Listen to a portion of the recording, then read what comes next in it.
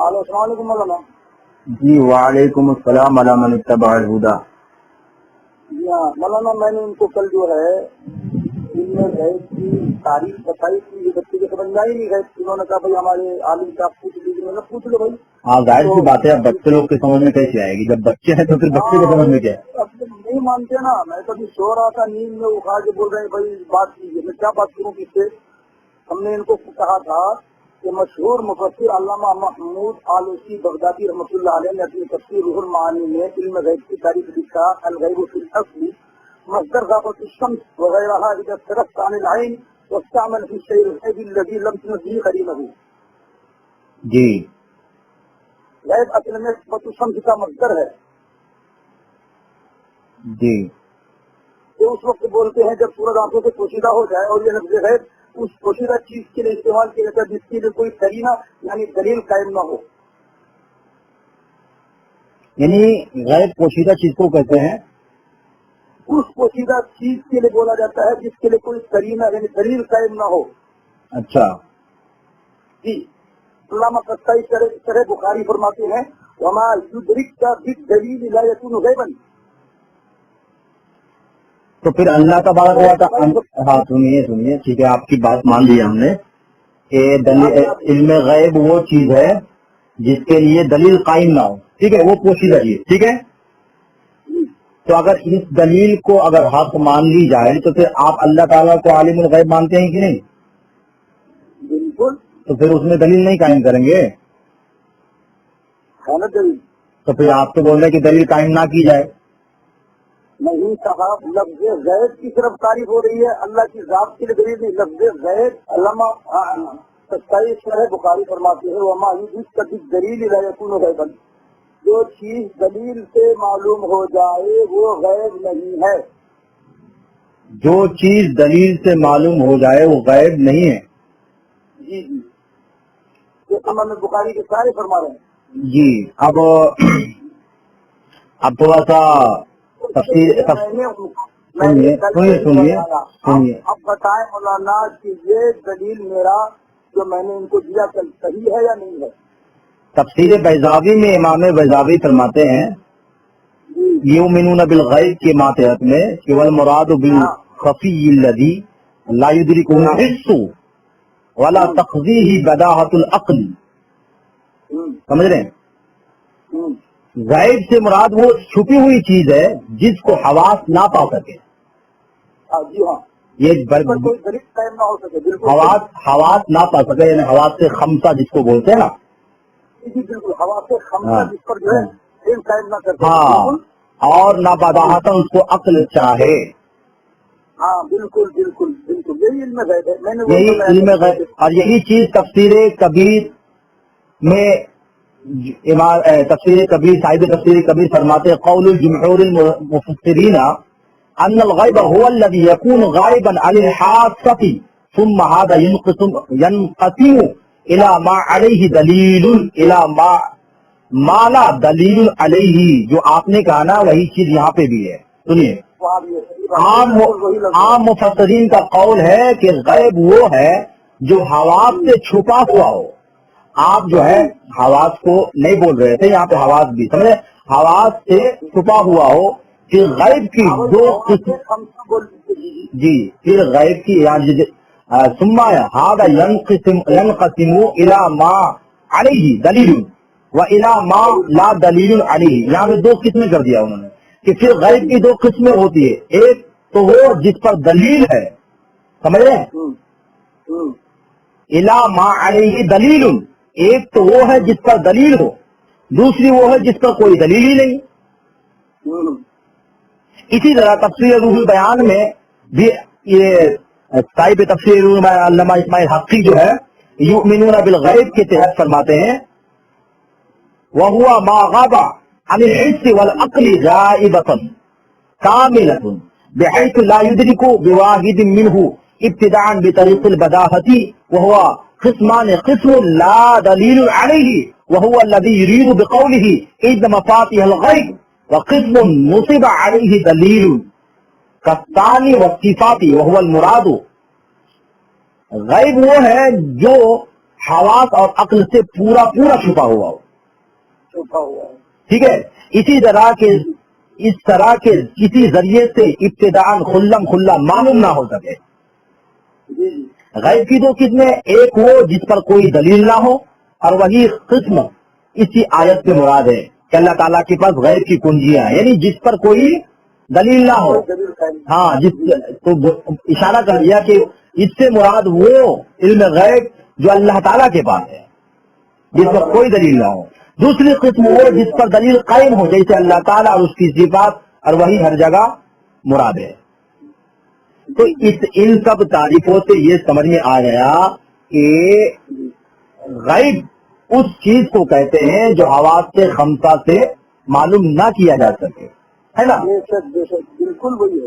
اور ہاں، تو اب دلیل تو سمجھ، غیب کی تعریف تو سمجھ میں آ گئی کہ غیب اس کو کہتے ہیں جو حواس سے خمسہ سے معلوم نہ کیا جا سکے، اس پہ دلیل قائم نہ کیا جا سکے. اور اس کو غیب نہیں کہتے ہیں جیسے حواس خمسہ کے ذریعے کسی مخفی بات کا علم ہو، یا تجربے سے کسی بات کا علم ہو، یا کسی کے بتانے سے کسی مخفی بات کا علم ہو. یہ سب علم غیب نہیں ہے، کیونکہ یہاں قرینہ، دلیل اور واسطہ قائم ہے. بالکل صحیح. اب آپ یہ بتائیے کہ آپ کو ہمارے عقیدے میں کیا اعتراض ہے؟ کچھ نہیں، میں نے یہی جملہ کل اس بچے کو بتلایا تھا، یہی تاریخ کل میں نے اس کو بتلائی تھی کہ بیٹا دیکھو، لفظ غیب جو قرآن مجید میں اللہ کے لیے استعمال ہوا ہے اس کا پورے مفسرین نے یہی ترجمہ کیا ہے اور یہی معنی بیان کیا کہ وہ چیز جو نظروں سے پوشیدہ ہو اور اس پر کسی قسم کی دلیل دینا ہو، اور اس پوشیدہ چیز پر دلیل قائم ہو اور اس دلیل سے اس پوشیدہ بات اور چیز کا علم ہو جائے، اس کو غیب نہیں کرتے ہیں. یہ علم غیب کی تعریف ہے اور دوسرا کچھ نہیں. نہیں، آپ کیا بول رہے؟ جس چیز پر دلیل قائم ہو جائے وہ دلیل نہیں، یعنی آپ جو ہے پھر دوسری طرف جا رہے ہیں نا. جیسے جنت ہے، جنت، ایک منٹ، تو جنت پہ تو دلیل قائم ہے، جنت پہ دلیل ہے کہ نا قرآن حدیث پہ. تو جنت غائب ہے یا ظاہر ہے؟ آپ بولیے نا مجھ کو، جنت غائب ہے ظاہر ہے؟ غائب ہے.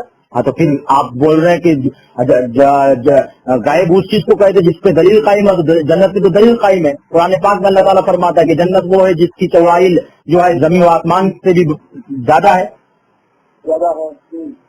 تو اس پہ تو دلیل قائم ہو گئی نا. آپ نے سنا نہیں، میں نے کیا تعریف کی کہ جو حواس سے خمسہ سے حاصل نہ ہو سکے، اور حواس سے خمسہ سے کسی بھی طرق سے وہ حاصل نہ کیا جا سکے، اس کو غائب کہتے ہیں.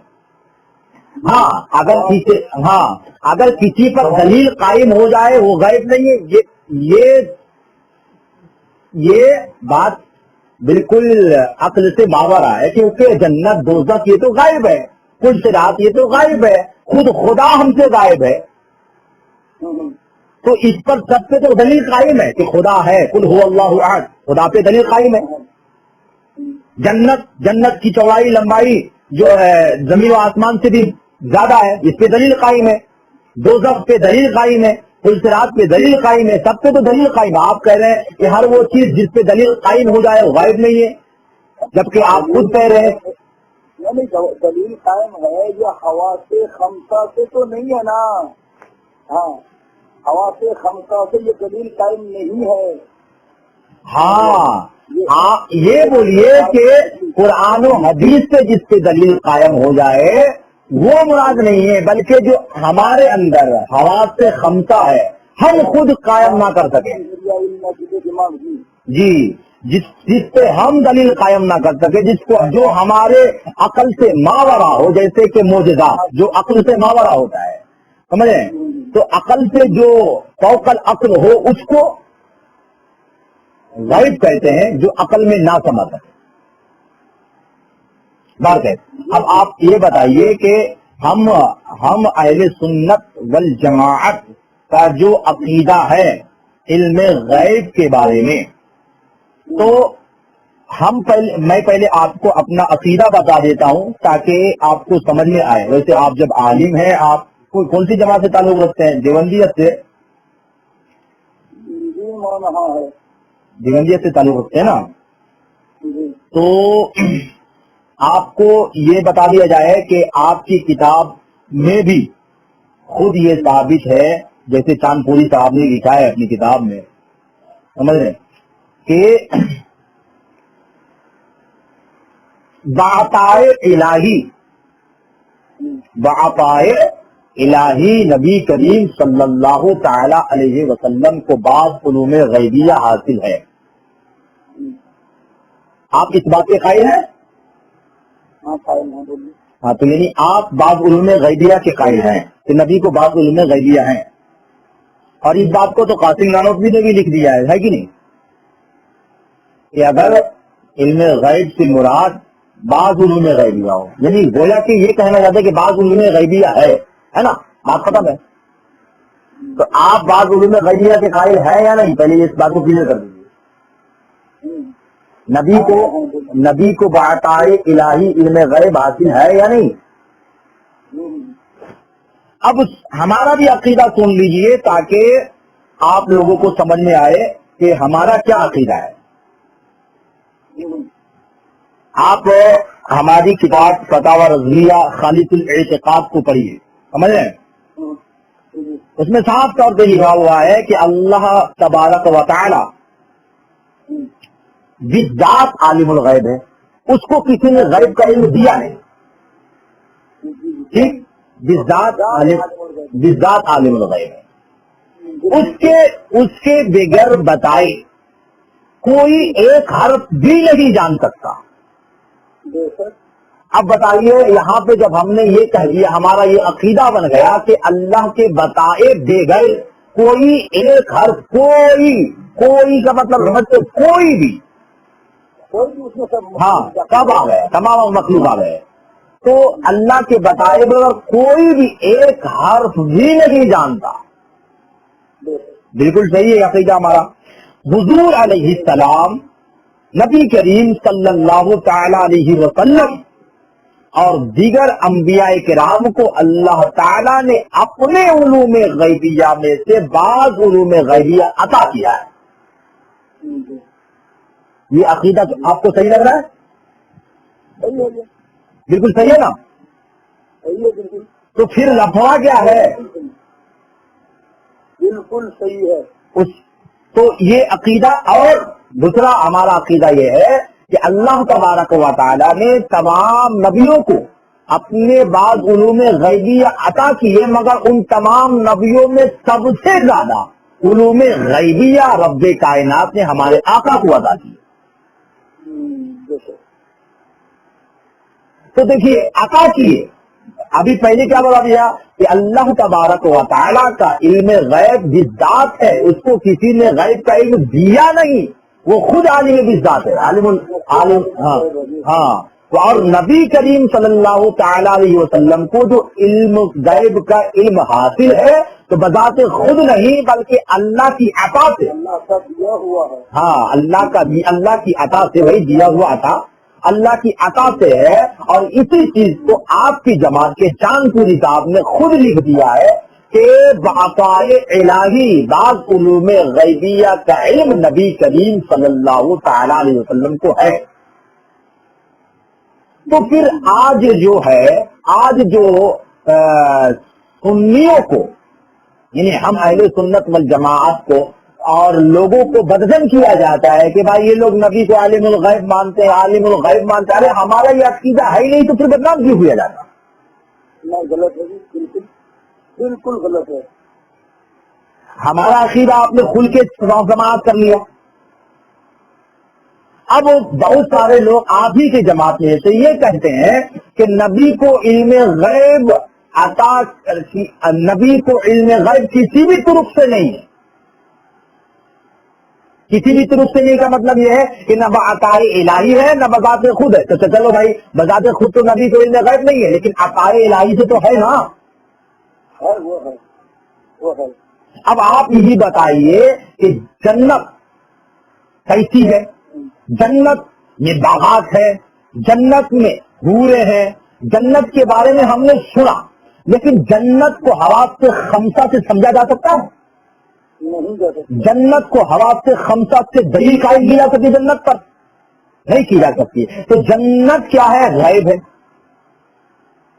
جنت غیب ہے. اس غیب کا علم ہمارے آقا کو اللہ نے عطا کیا، اور حد تو یہ ہے کہ ہمارے آقا نے خود اپنی آنکھوں سے جنت کا مشاہدہ کیا ہے. مشاہدہ کیا. کیا ہے نا؟ تو اب آپ یہ بتائیے کہ دوسری بات یہ ہے کہ اللہ تبارک و تعالیٰ قرآن پاک میں ارشاد خود فرماتا ہے وما ہوا علی الغیب بضنین، وہ غیب بتانے میں بخیل نہیں ہے. وہ غیب بتا، اب وہ سے مراد کیا ہے؟ وہ جو ضمیر شان ہے، تو یہ ضمیر جو لوٹ رہی ہے، یہ اس کا مرجع کیا ہے؟ اللہ رب العزت کی ذات ہے. بقول آپ کے کہ وہ غیب بتانے میں بخیل نہیں. یعنی کون غیب بتانے میں بخیل نہیں؟ اللہ. اللہ رب العزت غیب بتانے میں بخیل نہیں. اب ظاہر سی بات ہے جب اللہ غیب بتانے میں بخیل نہیں تو غیب بتاتا ہے؟ کس کو بتاتا ہے؟ ہمیں؟ آپ کو؟ ہاں، اپنے نبیوں کو بتاتا ہے. اب آپ بتائیے جب نبیوں کو غیب بتایا تو اس غیب کا علم نبی کو ہوا کہ نہیں؟ بالکل ہو گیا. تو ثابت ہو گیا کہ نبی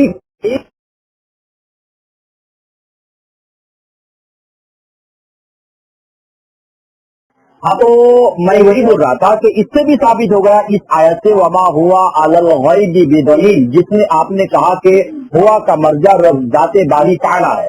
تو اگر ذات باری تعالیٰ کو بھی اگر مراد لیتے ہیں کہ ذات باری تعالیٰ یعنی اللہ غیب بتانے میں بخیل نہیں، تو پتہ چلا کہ اللہ نبیوں کو غیب بتاتا ہے نا. تو جب نبیوں کو غیب بتایا یعنی غیب کا علم دیا، بتایا مطلب دیا. ہم نے کسی عالم، ہم نے کسی اپنے بچے کو پڑھایا یعنی ہم نے اس کو علم دے دیا، وہ عالم بن گیا ہے نا. اسی طریقے سے رب کائنات نے اپنے انبیاء کو علم غیب بتایا، علم غیب کا علم دیا ہے نا. تو اس سے بھی پتا چلا کہ بعطاء الہی، اللہ کے بتانے سے، اللہ کے کرم سے، اللہ کی عطا سے ہمارے آقا نبی کریم صلی اللہ تعالی علیہ وسلم علم غیب جانتے ہیں، ہے نا. اب وہ اسی طریقے سے بہت ساری آیتیں ہیں. جیسے آپ یوں سمجھے، جیسے بہت سارے لوگ یہ کہتے ہیں کہ نبی کو اس کا علم نہیں تھا، نبی کو اس کا علم نہیں تھا، نبی کو اس کا علم نہیں تھا، نبی کو اس کا. ارے بھائی، نبی کو کس کا علم نہیں تھا اس سے کیوں پڑے ہو؟ ارے نبی کو کس چیز کا علم تھا اس کی فہرست تو دیکھو. ابھی دوسری بات یہ ہے کہ آپ مجھے یہ بتائیے کہ نبی کو کس چیز کا علم نہیں تھا، جبکہ اللہ تبارک و ایک چیز ہے میں آپ کو کھول کے اپنا عقیدہ بھی بتاتا ہوں. جیسے کہ ہم لوگ، میں نے ابھی آپ کا عقیدہ بتا دیا اپنا، کہ اپن علوم الہیہ میں سے بعض علوم غیبیہ کا علم اللہ تعالیٰ نے اپنے نبی کو دیا. ٹھیک ہے، ہاں، مخصوص بندوں کو بتایا. اب علم ما کانا وما یکون، ہاں، جو کچھ ہوا اور جو کچھ ہوگا، یہ چیز کیا بولتے ہیں کہ وہ لوح محفوظ میں لکھا ہوا ہے یا نہیں؟ آپ تھوڑا بتائیں گے. ہاں، لوح محفوظ میں لکھا ہوا ہے. ٹھیک ہے. اب آپ مجھے بتائیے کہ اللہ تبارک و تعالیٰ کو صرف اتنا ہی علم ہے جو لوح محفوظ میں ہے؟ اس سے بھی زائد ہے. تو پتا چل گیا کہ علم ما کانا وما یکون یہ علم کلی نہیں ہے ذات باری تعالیٰ کے اعتبار سے، یہ مخلوق کے اعتبار سے علم کلی ہے. کیونکہ اللہ تبارک و تعالیٰ کا علم تو لا متناہی ہے. ہاں، علم کتنا ہے اللہ کو، غیب کا علم کتنا، یہ تو کسی مخلوق کو معلوم ہی نہیں ہے. لیکن لوح محفوظ میں جو علم ہے ما کانا وما یکون کا، یہ متناہی ہے. تو پتا چلا کہ اگر کوئی بندہ یہ کہتا ہے کہ نبی کو علم ماکانہ و معقول ہے تو اس سے بھی اعتراض نہیں ہونا چاہیے، کیونکہ یہ ذات باری تعالیٰ کے اعتبار سے علم کلی نہیں ہے، یہ مخلوق کے اعتبار سے علم کلی ہے، اور علم ماکانہ و معقول سے زیادہ علم اللہ تبارک و تعالیٰ کو کتنا ہے کوئی نہیں جانتا۔ دوسری بات یہ ہے کہ اللہ تبارک و تعالیٰ قرآن پاک میں ہی ارشاد فرماتا کیا کہ نہیں یہ نہیں، یہ اس میں اللہ تبارک و تعالیٰ قرآن پاک کی شان بیان کرتے ہوئے فرماتا کہ میری یہ کتاب، میرا یہ کلام مقدس وہ کتاب ہے کہ تبیانا لکل شیء ہے نا، تو قرآن میں ہر چیز کا بیان ہے، یہ کل شیء، کل چیز یہاں میں کل شیء آیا ہے نا، ہر چیز کا بیان ہے۔ اب آپ مجھے بتائیے کہ قرآن میں کس چیز کا بیان نہیں؟ ہر چیز کا بیان ہے، تو پتا چلا کل چیز کا بیان ہے۔ ہاں یہ بات الگ ہے کہ کل چیز کا بیان ہے، ہماری عقل وہاں تک نہیں پہنچتی، لیکن بیان کل چیز کا ہے نا۔ تو اب اگر کوئی بندہ اسی آیت کی بنا پر یہ کہہ دے کہ چونکہ قرآن میں ہر چیز کا بیان موجود ہے، ہر چیز کا روشن بیان ہے، اب اس قرآن میں ہر چیز کا بیان ہے، اب اس قرآن کو نازل کس سے کیا گیا؟ نبی کریم پر،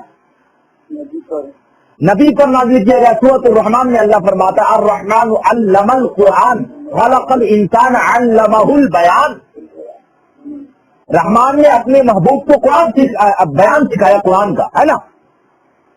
تو اب آپ بتائیے کہ قرآن سکھانے والا اللہ، سیکھنے والا رسول اللہ، اور قرآن میں ہر چیز کا بیان موجود، قرآن میں ہر چیز کا بیان موجود، تو پتا چلا کہ قرآن میں سب چیز کا بیان موجود ہے، تو اسی آیت سے ثابت ہو گیا کہ ہمارے آقا کو سب چیز کا علم حاصل ہے، کیونکہ قرآن میں سب چیز کا بیان موجود ہے۔ اگر آپ کہیں گے کہ جب قرآن میں سب چیز کا بیان موجود ہے لیکن نبی کو سب چیز کا علم نہیں ہے، تو ظاہر سی بات ہے پتہ چلا کہ نبی نے قرآن صحیح سے پڑھا نہیں، غلط ہو جائے گا نا۔ تو یہ جو علم ماکانہ یا ما یکون کہا جاتا ہے، یہ مراد یہ ہوتی ہے، حضرت سمجھ میں آئی آپ کو؟ یہ مراد نہیں ہوتی کہ اللہ تبارک و تعالیٰ کو جیسا علوم کلیہ حاصل ہے، اللہ تبارک و تعالیٰ کو جتنا علم ہے اتنا نبی کو، یہ مراد نہیں ہوتا، وہ مراد نہیں ہے۔ صحیح ہے، بالکل صحیح۔ یہی میں آپ کو ابھی بتلانا یہ بتا تھا۔ اب یہ جو ابھی آپ میرے سامنے جو تفصیلات بیان کی، آپ بتائیے کتنا باریک مسئلہ ہے، اس کو صرف محقق علماء اور مدلل علماء ہی اس میں باریک حد تک پہنچ سکتے ہیں، عام انسان کی رسائی وہاں تک نہیں پہنچ پاتی ہے۔ جو بات ابھی آپ نے کی ہے اس کو کما حق کہو، اس عاجز نے سمجھا اور دوسرے سے آپ نے بتایا، آپ کی تصدیق کرتا رہا۔ آپ بتائیے کسی باریک بینی سے کیا دوسرے غیر علم والے لوگ پہنچ سکتے ہیں وہاں تک؟ نہیں پہنچ سکتے نا۔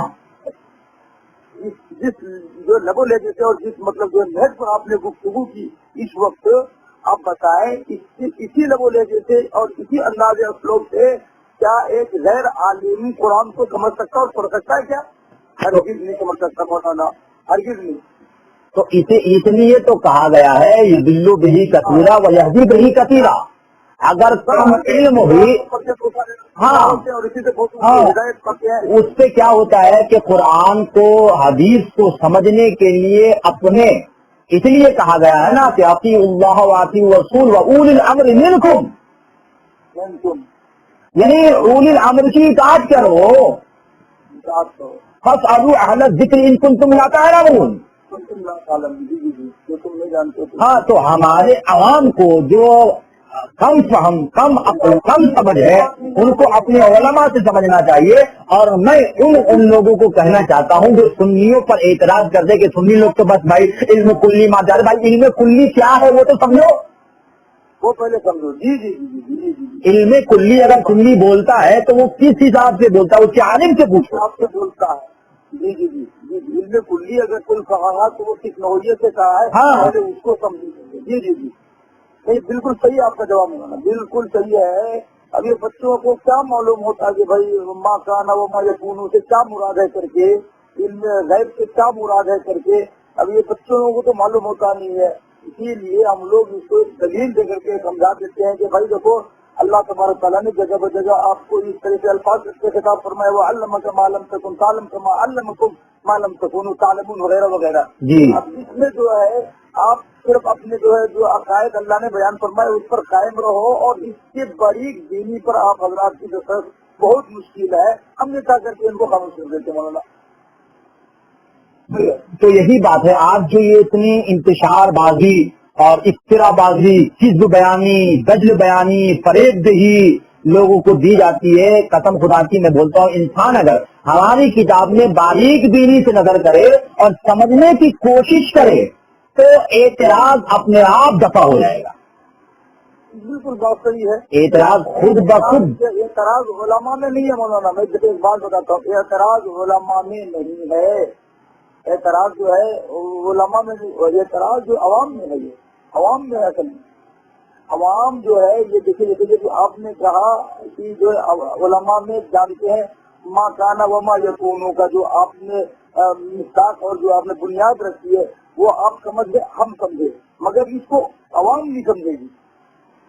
تو عوام کو اس چیز کو سمجھانا پڑے گا. جیسے آپ وہاں کے عالم ہیں تو آپ بتائیے بھائی کہ دیکھو بھائی اگرچہ ہم دیوبندی ہیں مگر ہمارا عقیدہ ہے کہ اللہ تبارک و تعالیٰ کی عطا سے ہمارے آقا نبی کریم صلی اللہ تعالی علیہ وسلم کو علوم غیبیہ حاصل ہے، باتائے الہی حاصل ہے. نبی کو ذاتی طور پر علم غیب نہیں ہے، ذاتی طور پہ علم غیب نہیں ہے، اور جتنا علم غیب اللہ کو ہے اتنا نہیں ہے. لیکن اگر کوئی کہتا ہے کہ علم مکانہ و معقول کا علم نبی کو ہے تو بے شک ہے. ٹھیک ہے مولانا، جزاکم اللہ. آپ کا بھی وقت کافی لیا گیا اور جو ہے میرا بھی وقت کافی لیا گیا، مگر اس پر جو ہے تھوڑی بات چیت ہو گئی الحمدللہ. بہت حد تک رفع اشکال ہوا. میں انشاءاللہ اس بچے کو سمجھا دوں گا، ٹھیک ہے. کوشش کروں گا اس کو سمجھانے کی. دیکھے بھائی آپ نے جو کچھ کہا میں وہی مطلب جو ہے اس بچے کو سمجھانے کی کوشش کروں گا. اللہ سے دعا کریں، اللہ خیر کا معاملہ کرنا. ٹھیک ہے، السلام علیکم.